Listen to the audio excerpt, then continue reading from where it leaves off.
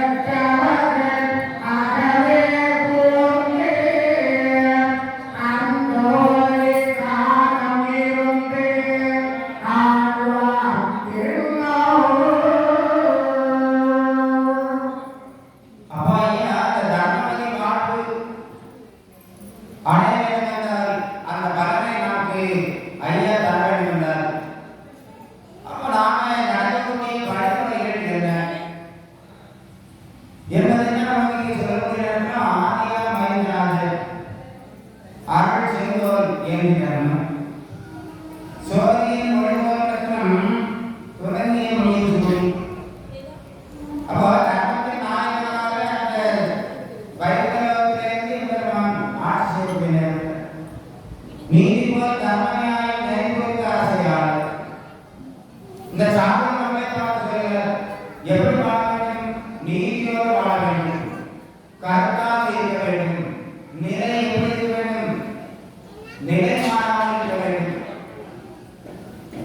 அப்படி நீங்கள் முழுக்கப்படுத்த இறை சிந்தனை உள்ளவர்களாக இறைவன் கற்ற வழியில் நாம் அந்த வழியை பின்பற்றி நடப்பவர்களாக இருந்தார். அந்த நடைமுறை தான் நாம தர்மயுகத்திற்கு செல்லக்கூடிய பாதையாக நமக்கு வழிகாட்டுகிறது. சொல்லுகிறார், மக்களை நீங்கள் எல்லாம் வாழ்வன பதில் சென்று முக்கியமான தர்மயுகம் நிறுவனத்தினால் அந்த தர்மயுகம் சொல்லக்கூடிய நித்திய வாழ்வு எப்படிப்பட்டவர்களுக்கு கிடைக்கிறது? கட்டிய பொருட்கள் சொன்னால் கைகாண கூடியதான பொக்கிஷம் நிறைய வைத்து புகழ உண்டு என்கிறார் வாழ்க்கை. கட்டிய பொருட்கள் சொன்னா ஐயா சொல்வாங்க, மனத்தயவால் நாம கொடுக்கக்கூடியது. அப்போ மனம் இறக்கப்பட்டு செய்யக்கூடிய எந்த ஒரு செயலுமே அது தர்ம கணக்கில் போய் சேர்க்கிறது. அப்போ எந்த உயிரை உயிராக இருந்தாலும் சரி, நாம் எல்லா உயிர்களையும் தன்னை போல நேசித்து அவைகளும் செய்யக்கூடிய அந்த உதவி அதுதான் தர்மமாக தர்மீக வாழ்வுக்கு நமக்கு வழிகாட்டுகிறது. கட்டிய பொருட்கள் சொன்னால் கைகாண கூடியதான அப்போ ஒருவரை குறிப்பறிந்து செய்யக்கூடிய அந்த செயல்தான் என்றுமே நித்திய வாழ்வாக இருக்கக்கூடிய அந்த பலனை நமக்கு தருகிறது சொல்கிறார். பொக்கிஷம் நிறைந்தது புகழ கொள்கிறார் வாழ்வு. அந்த வாழ்வு எந்த விதமான ஏற்ற தாழ்வு இல்லாத வாழ்வில் தாழ்வில்லாமல் மக்களும் கிடையாது. நாளே நன்மை கொண்டு நலன்தான் வாழப்போகுது. அப்ப அப்படிப்பட்ட ஒரு உணர்வோடு தர்ம சிந்தனையோடு எல்லா உயிர்களும் தன்மை போல் நேசிக்கக்கூடிய மனப்பாங்கோடு நாம் வாழக்கூடிய நேரத்தில் நம்மளுடைய எந்த விதமான வேறுபாடுகள் உயர்வு தாழ்வு என்ற பேரம் இருக்காது. அப்படிப்பட்ட பேர உணர்வு இல்லாத பட்சத்தில் எப்பொழுதுமே இறைவனுடைய அன்பில் நாம துணைக்கலாம்.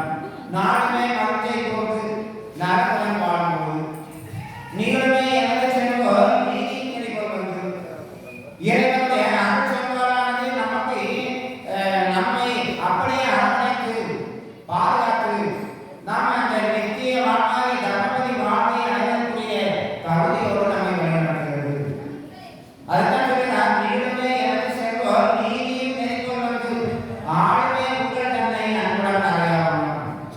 மக்களாகிய நமக்கு நாம் எந்த லட்சியத்தை அடைய வேண்டும் என்று இருக்கிறோமோ அந்த லட்சியத்தை அந்த பலனை ஐயாவுடைய அருளால் நாம் பெறலாம். அல்லாமல் வண்ணமாய் நீரொன்றும் வரக்கணம் விளையினாமல் கண்ணமாய் இருந்து வாழும் சனங்களை பாத வேண்டாம். நமக்கு மேலே நம்மை நடப்பதற்கு இறைவன் இருக்கிறார். எனவே நாம எப்படி வாழ வேண்டும் இந்த உலகத்தில்? நாம கர்ம நிலைகளை கடப்பதற்காகத்தான் நாம் உலகத்தில் பிறகு இருக்கிறோம். அப்போ மற்ற இடத்துல மேலும் கர்மங்களை நம்மை ஏற்படுத்தி விடக்கூடாது. அப்போ படை பாவ செயல்களில் நம்மை ஈடுபடுத்தி விடுவார்கள். கொண்டு வந்த கர்மத்தை மட்டுமே கழிக்க வேண்டும். அப்படியானால் இறைவனுடைய பரிபூர்ணமான அருள் நமக்கு தேவை.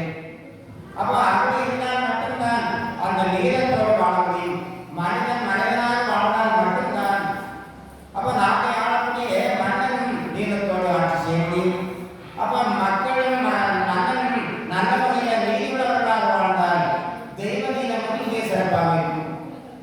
அப்போ அதுக்கு காரணம் என்ன? மக்கள் மக்களாக வாழ்ந்தால் மட்டும்தான் இறைவனுடைய அனுகிரகம் நமக்கு முழுமையாக கிடைக்கும். அப்போ மூன்று நீதங்கள் சிறப்பாக இருக்கும்.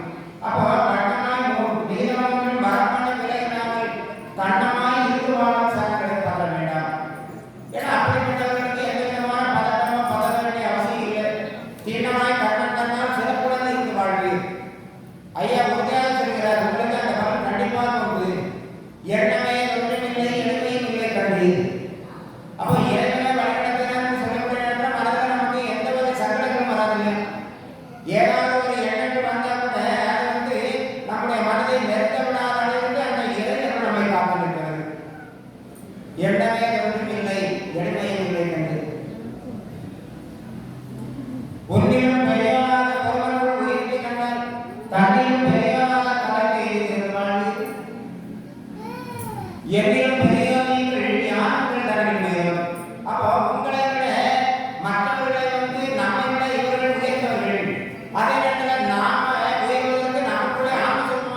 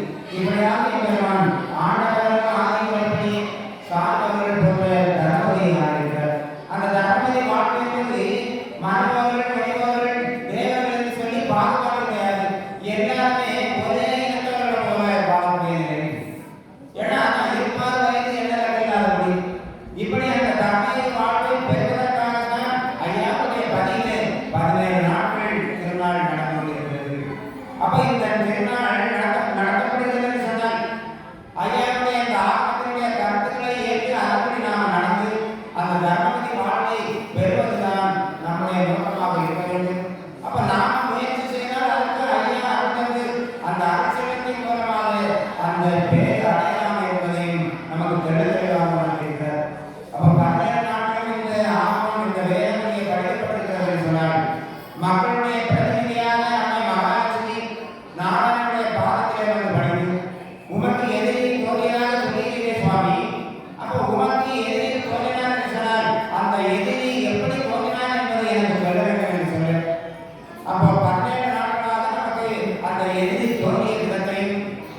அப்ப தோன்றி எழுதி ஒவ்வொரு இடத்திலும் இறைவன் அவதாரம் செய்து அளித்த அந்த செய்திகளை எல்லாம் சொல்லி அப்ப மக்கள் எப்படி வாழ வேண்டும், அந்த அசுரர்கள் எதனால் அழைக்கப்பட்டார்கள், எதனால் அசுரர்கள் அழைக்கப்பட்டார்கள், இறை சிந்தனை இல்லாமல், அப்ப பெருந்தன்மையான குணம் இல்லை, நமக்கு மேல ஒரு சக்தி இருக்கிறது என்ற எண்ணம் இருக்குமானால் அந்த சக்திக்கு கட்டுப்பட்டு நடக்க வேண்டும் என்ற எண்ணம் இருக்கும் இல்லையா? அப்ப தான் என்று சொல்லக்கூடிய தான் தான் எல்லாமே நான் தான் என்று சொல்லக்கூடிய அகங்காரம் இருந்த காரணத்தினால எதையுமே ஏற்றுக்கொள்ளக்கூடிய நிலையில் இல்லை. இறைவனை போய் புத்தி சொல்லி கேட்கிறது. அதனால ஒவ்வொரு இடத்திலும் இறைவன் அந்த அசுர சக்திகளை அழைக்கிறார். அப்ப நல்லவர்களாக இருக்க வேண்டும், இறைவனுடைய அருள் நமக்கு கிடைக்க வேண்டும் என்று சொன்னால் ஐயா சொன்ன மாதிரி பொறுமை உள்ளவர்களாக, அன்புடையவர்களாக, ஒழுக்கமுடையவர்களாக, மொத்தத்தில் சொல்ல போனால் மானமாக வாழ்ந்தால் அந்த இறைவனுடைய பாராட்டை போய் இணையலாம் என்று சொல்லி அப்ப அம்மை கேட்டதற்கு இத்தனை வரலாறுகளையும் சொல்லி திரும்ப அம்மை கேட்கிறார், இதோடு இருந்த அசுரர்கள் உணர்ந்துட்டானா இன்னும் எதிரி உண்டா என்று கேட்கிறார். அப்ப ஐயா சொல்கிறார், இனிமேலும் எனக்கு எதிரி இல்லைமானே, இனி எவர் மக்களோடு கூடி இருந்து நாம அந்த தர்மசீமையை வாழலாம், மறு வரும் மொழி வரும் அந்த வானலோகம் இருக்கிறவர்கள் எல்லாருமே ஒன்று போல வாழக்கூடிய வாழ்தான் இந்த தர்மையை வாழ்ந்து சொல்லுவார்கள். அம்மை சொல்லுகிறார், அந்த அசுர சக்திகளை அழைப்பதற்காக தாங்கள் அவதாரம் செய்து போகக்கூடிய நேரத்தில் எல்லாம் நியாயங்களை காணாத அடிமை போல நடுங்கி மனதிலிருந்து வெறுநாளாக உண்மை தேடுகிறேன். அப்படி தேடியிருந்த தேடலின் காரணமாக ஆயிரமே நான் அடியால் இன்று கண்டேன், அகமறிந்தேன், எனது பெயர் கண்டேன். அப்ப மனதில் எண்ணங்கள் பலவிதமான எண்ணங்கள் தோன்றுவதனால்தான் மனம் ஒரு நிலையில இல்லாம சங்கடப்படுகிறது, சலனப்படுகிறது. அப்ப அந்த எண்ணங்களை எல்லாம் நாம தேவையில்லாத எண்ணங்களை விட்டு ஒழித்துவிட்டால் நமக்கு எந்த விதமான அந்த சலனமும் இல்லை, எண்ணத்தினால் வரக்கூடிய வினையும் இல்லை. அப்ப அந்த எண்ணம் என்ற வினை தீர்ந்தால் மட்டும்தான் இறைவனுடைய பாதாரத்தை ஏற்படுகிறது. ஐயா நடக்கும், ஐயா நடக்கும். அப்ப ஆயிரமே நான் அடியால் என்று கண்டேன், அகமறிந்தேன், எனது பெயர் இழந்துட்டேன் என்று சொல்ல அம்மை அப்படியே ஆவி சேர்த்து இடப்பாகத்திலே வைத்து அப்ப இனி நாம எல்லாமே இந்த தர்மசீமையில இருந்து ஆளலாம் என்று சொல்லக்கூடிய அந்த காலத்தை மாணவர்களுக்கு காரணத்தை அந்த காரணத்தை இந்த உலக மக்கள் எல்லாம் அறிய வேண்டும், உலக மக்கள் எல்லாம் இறைவனுடைய பிள்ளைகளாக இறைவனால் ஏற்றுக்கொள்ளப்பட வேண்டும் என்பதற்காக காதனையும் காதலையும் பதியுமே களத்திற்கும் சான்றோரை தர்மவாளன். அப்ப சான்றோரில் சொல்லக்கூடிய அளவுக்கு நட்பன் உடையவரும் இனி நாதன் அருள் மறவாதவரும் இறைவனுடைய அருள் மறவாத நிலையில் உள்ள அந்த தூய மனம் உடையவரும் இன்னும் ராமகிருஷ்ணனான அகமகிழ்ந்து நலமாய் பெற அந்த அதிகமான சீடம் மூலமாக நமக்கு இந்த வேதத்தை தோன்று தந்திருக்கிறார். இந்த வேதத்தை தந்த அந்த சீடங்களாக ஐயா தந்து அதன் காரணமாக இதை படித்து பயனடைய வேண்டும்.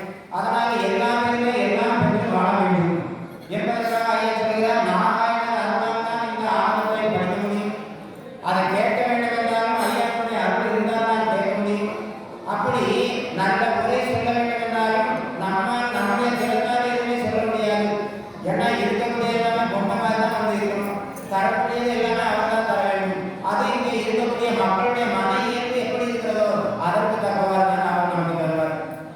அல்லாம நாம எதையெல்லாம் சொல்லணும்னு நினைச்சாலும் ஒன்றும் சொல்ல முடியாது. அப்போ எல்லாமே அவருடைய அன்பு இல்லாமல் எதுவுமே நடக்காதுன்னு சொல்லுறார்.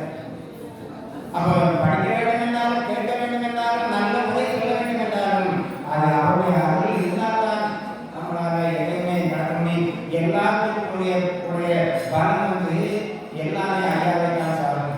எனவே எல்லாரும் எல்லாம் பெற்று வாழ வேண்டும் என்று சொல்லி இந்த அடித்தட்டு அம்மானிகளை கிடவர்களை மன விருப்பமாக கேட்டவர்கள் எப்படி கேட்க வேண்டும், மன விருப்பமாக ஒரு பலிராகை போல கேட்க வேண்டும். நம்முடைய மனதில் இறைவனுக்கு வழிபட வேண்டும் என்று சொல்லி எண்ணமிக்க விலை தேர்வு ஞானமான இறைவன் பாதாரத்தை பெற்று வண்ணமிக்க தர்மத்தை வாழ பெற்று மக்களுடன் கிடைப்பதற்கு மகிழ்ச்சியாக நின்ன இந்த பார்வையில் சாதாரணம் நீடுவதை ஆரம்பித்து ஆளாக சொல்கிறார். அப்போ மனதில் தோன்றக்கூடிய எண்ணங்களை ஒரு கட்டுக்குள்ள வச்சு நல்ல எண்ணங்களை தான் நாம ஏற்று அதை செயல்படுத்த வேண்டும் என்ற தீய எண்ணங்களுக்கு அடிமையாக இருந்தால் அதனால் வரக்கூடிய விளைவுகள் நம்மளால் தாங்கிக் கொள்ள முடியாது. இறைவனுடைய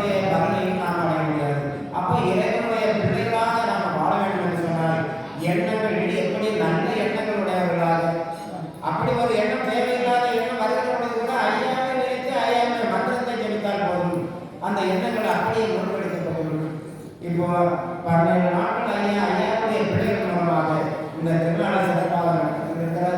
அப்ப இந்த திருநாளை சிறப்பிப்பதற்கு ஒவ்வொருவரும் இந்த தர்மங்கள் செய்வதற்காகவும் இந்த பணிவிடை காரியங்களில் கலந்து கொண்டவர்கள் மொத்தத்தில் இந்த திருநாள் நடப்பதற்கு எல்லா விதத்திலும் உதவி செய்த அத்தனை பேருக்கும் ஐயா அர்ப்பணிக்க வேண்டும் என்று கேட்டுக்கொண்டு இனி இந்த வேதத்தை எதுவுமே நாம படித்து முடித்து வைக்கிறதில்லை. அடுத்த வருடமும் இதே நாளில் ஐயாவுடைய அருளால் ஆகமம் இங்கே வாசிக்கப்பட வேண்டும், மக்கள் பலன் பெற வேண்டும் என்ற வகையில் நாம இந்த வாலிபத்தை படித்து நிறைவு செய்து அதற்கு பிறகு காப்பு பகுதியை நாம் படித்து தொடங்கி வைக்கிறதுதான் வழக்கம்.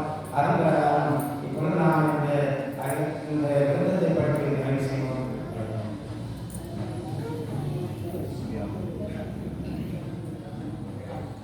திண்ணனில்